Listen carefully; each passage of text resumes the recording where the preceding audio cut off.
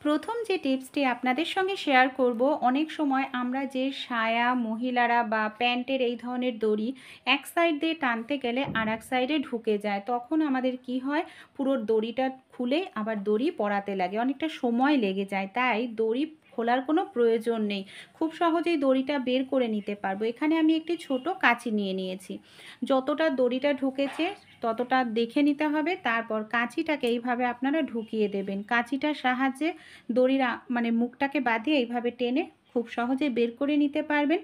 এর ফলে আপনাদের দড়িটা কোনো খোলার প্রয়োজন পড়বে না, নতুন করে দড়ি পরানোর দরকার পড়বে না। দড়ির মাথায় আপনারা এইভাবে একটি গিঁট দিয়ে রাখুন, তাহলেই দেখবেন আপনাদের কিন্তু দড়ি আর কখনোই প্যান্টের বা সায়ার ভেতরে ঢুকে যাওয়ার সম্ভাবনা থাকবে না। পরের যে টিপসটি শেয়ার করব, আমরা মহিলারা যে এই ধরনের ব্রাগুলো ব্যবহার করি, অনেক সময় আমরা যখন মোটা হই রোগা হই তখন এই ব্রাগুলো বেকার হয়ে যায়, এটাকে আর ব্যবহার করা যায় না। মোটা হলে বা রোগা হলে ঠিকমতো ফিটিংস হয় না। তাই ধরুন আপনি মোটা হয়ে গেছেন, তখন এই ব্রাটাকে কিভাবে ইউজ করতে পারবেন তারই একটি টিপস আমি শেয়ার করছি। এখানে আমাদের নিয়ে নিতে হবে সেফটি পিন, প্রত্যেকের বাড়িতেই থাকে। সামান্য পরিমাণ সেফটি পিন এইভাবে দেখুন ব্রাটার একেবারে পেছন দিকে লাগিয়ে নিন। তারপর যদি আপনারা হুকটা লাগান, দেখুন ব্রাটা কোনো রকম সেলাই ছাড়াই কাটিং ছাড়াই কতটা বড় হয়ে যাচ্ছে, তাই না? আবার আমরা ইউজ করতে পারবো যদি মোটা হয়ে যায় বা যদি আমরা রোগা হয়ে যাই, তাহলে এটাকে কিভাবে ব্যবহার করব। যতটা আপনারা ঢেলা হচ্ছে সেই হিসাবে আপনারা মাপ করে নেবেন, তারপর ব্রাটাকে এইভাবে সেফটি পিনটা লাগিয়ে নেবেন। তারপর আপনারা হুকটা লাগাবেন, তাহলে দেখবেন আপনাদের যদি রোগা হয়ে যান তাও আপনাদের ব্রাটা বেকার হিসাবে ফেলে দিতে লাগবে না, এমনকি অনেকটা ছোটও হয়ে যাবে, এইভাবে ইউজ করতে পারবেন। পরের যে টিপসটি শেয়ার করব, আমরা যে এই ধরনের জামা কাপড়ের ব্রাশ দিয়ে জামা কাপড় কাচি না, নতুন ব্রাশ না খুবই ধার থাকে, জামা কাপড় কাচতে গেলে অনেক সময় জামার কলার জামা কাপড় খুব তাড়াতাড়ি ছিঁড়ে যায়। তাই ধার ভাবটা কিছুটা কমানোর জন্য একটি আয়রন গরম করে নিন, আয়রনের ওপর ব্রাশটাকে হালকা একটু ঘষে নিন, দেখবেন যে ব্রাশের দাঁতগুলো আছে অনেকটাই নরমভাবে হয়ে যাবে, এমনকি জামা কাপড় কাচলে ছিঁড়বে না। আরও একটি পদ্ধতি আছে, আপনারা নিয়ে নিন এইভাবে নেল পালিশ, এইভাবে ব্রাশের ওপর একটুখানি যদি আপনারা নেল পালিশ লাগিয়ে নিতে পারেন, তাহলেও দেখবেন খুব সুন্দর নরম ভাব চলে আসবে, জামা কাপড় ছিঁড়ে যাওয়ার কোনো রকম সম্ভাবনা থাকবে না। পরের যে টিপসটি শেয়ার করব বন্ধুরা, রেজার নিয়ে। আমাদের বাড়িতে যে এই ধরনের রেজারগুলো থাকে না, অনেক সময় একবার দুবার ব্যবহার করলেই এর ধারটা চলে যায়, একেবারে কাটা যায় না কিছু।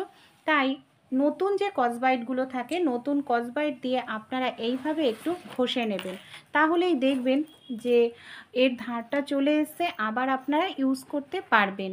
পরের যে টিপসটি শেয়ার করব, পুরনো ব্রা যখন নষ্ট হয়ে যায়, হুক নষ্ট হয়ে যায়, আমরা ফেলে দিই, কোনো কাজে ব্যবহার করি না। ব্রার ফিতাটা কিন্তু খুব ভালো থাকে, তাই ফিতাটাকে আমরা খুলে নিয়ে কিন্তু কাজে লাগাতে পারি। কী কাজে আমরা এই ফিতাটাকে লাগাতে পারি চলুন দেখে নিই। আমাদের বাড়িতে তো এই ধরনের ছাতা থাকেই, দেখা যায় ছাতার যে ফিতা থাকে সেটা নষ্ট হয়ে যায়, ছাতাটাকে এইভাবে গুছিয়ে রাখলে বারবার যতই গুছিয়ে রাখা হোক না কেন ছাতাটা খুলে যায়, এলোমেলো হয়ে যায়। তাই আমরা ব্রার ফিতাটাকে এখানে ছাতার ফিতা হিসাবে কাজে লাগাতে পারি। এইভাবে ছাতাটাকে গুছিয়ে যদি আমরা ছাতাটাকে ফিতাটা দিয়ে এইভাবে আটকে রাখি, বাঁধতেও হবে না, যেহেতু দুপাশেই আংটা রয়েছে, আংটার মধ্যে এইভাবে লাগিয়ে নিতে পারি, ছাতাটা খুব সুন্দর আমাদের গোছানো থাকবে, আর ব্রার ফিতাটাও আমরা কাজে লাগিয়ে নিতে পারবো। এই ধরনের কসবাইট দিয়ে যখন আমরা বাসন মাজি, অনেক সময় নতুন অবস্থায় হাতে আমাদের লাগে, এমনকি কিছুদিন পরে কসবাইটগুলো গুটিয়ে যায়, নষ্ট হয়ে যায়। এখানে আমি নিয়ে নেব বন্ধুরা একটি জলের বোতল, একটি জলের বোতল দিয়ে এখানে ওপরের অংশটা আমি কেটে নিয়েছি, এর যে ঢাকনাটা আছে ঢাকনাটাকে আমি খুলে নিচ্ছি বন্ধুরা। এবার কি করব, ঢাকনাটার মধ্যে ছোট্ট করে ছিদ্র করে নিয়েছি, যে স্টিলের কসবাইটটা নিয়েছি তার মধ্যে এখানে আমি একটি দড়ি এইভাবে ঢুকিয়ে নিলাম ঠিক মাঝখানে। এবার আমাদের কি করতে হবে, দেখুন যে বোতলের অংশ কেটে নিয়েছি তার মধ্যে ভরে ঢাকনার মধ্যে এই দড়িটার অংশ ঢুকিয়ে নিচ্ছি, ঢাকনাটাকে আটকে নেব, দড়িটাকে বেঁধে নেব। যে কোনো জায়গায় আমরা এইটাকে হ্যাং করে রাখলে খুব তাড়াতাড়ি শুকিয়ে যাবে, সহজে নষ্ট হবে না। আর এইভাবে ঠিক মাঝখানে দড়ি দিয়ে রাখলে এটা গুটিয়ে যাওয়ার সম্ভাবনা নেই, এমনকি আমাদের হাত দেওয়ারও প্রয়োজন পড়বে না। আমরা হাত না লাগিয়ে বাসনগুলোকে খুব সহজেই মেজে নিতে পারবো। অনেকেরই হাতে সাবান লাগালে নানা রকম ইনফেকশন হয়, অ্যালার্জি ওঠার সম্ভাবনা থাকে। তারা এই টিপসটি অ্যাপ্লাই করতে পারেন, খুব সুন্দর থালা বাসন মেজে নিতে পারবেন। এমনকি আপনাদের স্টিলের স্কচব্রাইটটাও গোল হয়ে গুটিয়ে যাবে না, অনেক দিন আপনারা ব্যবহার করতে পারবেন, সহজে কিন্তু নষ্ট হবে না। এই ধরনের সূচ দিয়ে আমরা কম বেশি প্রত্যেকেই আমাদের বাড়ির জামা কাপড় সেলাই করে থাকি, কিন্তু সমস্যাটা কি হয়, মোটা জায়গায় অনেক সময় সেলাই করা যায় না, সূচটা ভোঁতা থাকে বা সূচটা জং ধরা থাকে। সেক্ষেত্রে একটি টিপস আপনারা অ্যাপ্লাই করতে পারেন যাতে জং ধরা সূচেও সেলাই করতে পারেন। স্টিলের নতুন ধরনের স্কচব্রাইট নিয়ে নেবেন, নতুন স্কচব্রাইটটা দিয়ে এইভাবে সূচটাকে একটু ঘষে নেবেন। যদি জং থাকে খুব সহজে উঠে যাবে, এমনকি সূচের মুখটা যদি ভোঁতা থাকে তাও দেখবেন ছুঁচলো হয়ে যাবে।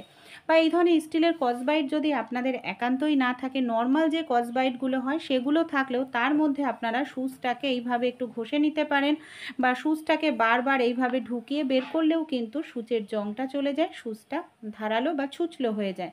তারপর আপনারা খুব সহজে মোটা জায়গায় আরামসে সেলাই করে নিতে পারবেন, কোনো রকম অসুবিধা হবে না। জং ধরা সুই দিয়েও আপনাদের সেলাই কিন্তু হয়ে যাবে। এই ধরনের যে রূপোর জিনিসগুলো আমাদের বাড়িতে থাকে অনেক সময় একেবারে কালো হয়ে যায়, আর একেবারে কালো হয়ে গেলে তখন আমাদের সোনার দোকানে নিয়ে গিয়ে পরিষ্কার করতে লাগে। আপনারা এই ধরনের রূপোর জিনিসের মধ্যে সামান্য পরিমাণ কোলগেট লাগিয়ে নিন, পুরনো একটি টুথব্রাশের সাহায্যে কয়েক সেকেন্ড একটু এইভাবে ডলে নিন।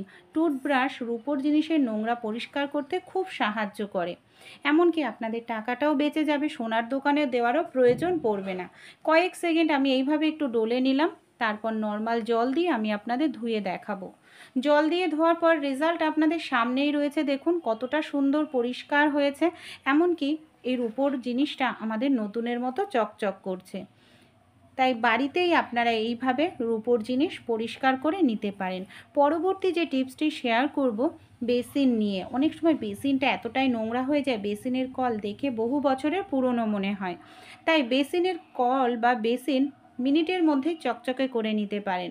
সামান্য পরিমাণ টুথপেস্ট আমি কলে এইভাবে লাগিয়ে নিচ্ছি, সামান্য পরিমাণ বন্ধুরা। তারপর নরম একটি স্কচব্রাইট দিয়ে আমি এইভাবে কলটাকে খুব ভালো করে ডলে নেব, সেই সঙ্গে বেসিনটাকেও খুব ভালো করে এইভাবে আমি ডলে নিচ্ছি।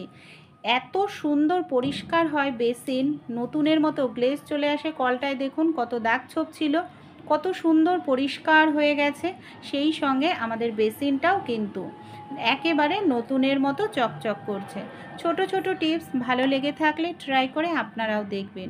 পরের যে টিপসটি শেয়ার করব, আমাদের বাড়িতে যে এই ধরনের যে টুথপেস্টগুলো থাকে যখন শেষ হয়ে যায় কোনো কাজেই ব্যবহার করি না, এটাকে আমরা ফেলে না দিয়ে ইউজ করতে পারি। একটি চামচ নিয়ে নিয়েছি, চামচের নিচের দিক থেকে ওপরের দিকে এইভাবে একটু টানতে থাকবে, সামান্য পরিমাণও যদি টুথপেস্ট থাকে ওপরের দিকে চলে আসবে। দেখুন এইভাবে টেনে টেনে আমি তুলে নিচ্ছি।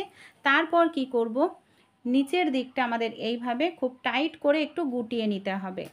গুটিয়ে নিলে দেখুন এর মধ্যে এখনও যতটা টুথপেস্ট রয়েছে আরও কিন্তু 2-3 দিন আরামসে আমরা চালিয়ে নিতে পারবো। তাই না ফেলে দিয়ে এইভাবে কিন্তু আপনারা ইউজ করে দেখতে পারেন। চলুন পরের টিপসটি আমরা দেখে নিই। আমরা অনেক সময় রুটি, বাচ্চারা পরোটা খেতে চায়, কেউ রুটি খেতে চায়, একই সঙ্গে রুটি পরোটা করে নিতে পারি, বা একই সঙ্গে অনেকগুলো রুটি পরোটা বেলে নিতে পারি। সামান্য পরিমাণ এখানে লেচির মধ্যে আমি দিয়ে দিচ্ছি তেল। তেল দিয়ে একটির ওপরে একটি রুটি তৈরি করা লেচি এইভাবে রেখে দেব। এর ফলে একটি রুটি বেলার সময়ই কিন্তু আমরা 3টে রুটি একসঙ্গে বেলে নিতে পারবো। এই যে সামান্য পরিমাণ তেল দিলাম, তেল দেওয়ার কারণে কিন্তু একটির সঙ্গে আরও একটি কোনোভাবেই গায়ে লাগবে না। এমনকি বেলা তো আমাদের হয়ে গেছে, আমি আপনাদের করেও দেখাচ্ছি কত সহজেই এটা ছেড়ে যাবে। ফ্রাই প্যানের মধ্যে আমি দিয়ে দিয়েছি, সামান্য পরিমাণ একটি তেলও আমি দিয়ে দিলাম। দেখুন কত সহজেই এটা আলগা হয়ে যাচ্ছে। দুপাশের যেটা আছে সেটা দিয়ে আমরা খুব সহজেই পরোটা করে নিতে পারবো। এমনকি মাঝখানের যেটা আছে সেটায় তেল নেই, তাই ওটাকে আমরা সেঁকে কিন্তু রুটি তৈরি করে নিতে পারবো।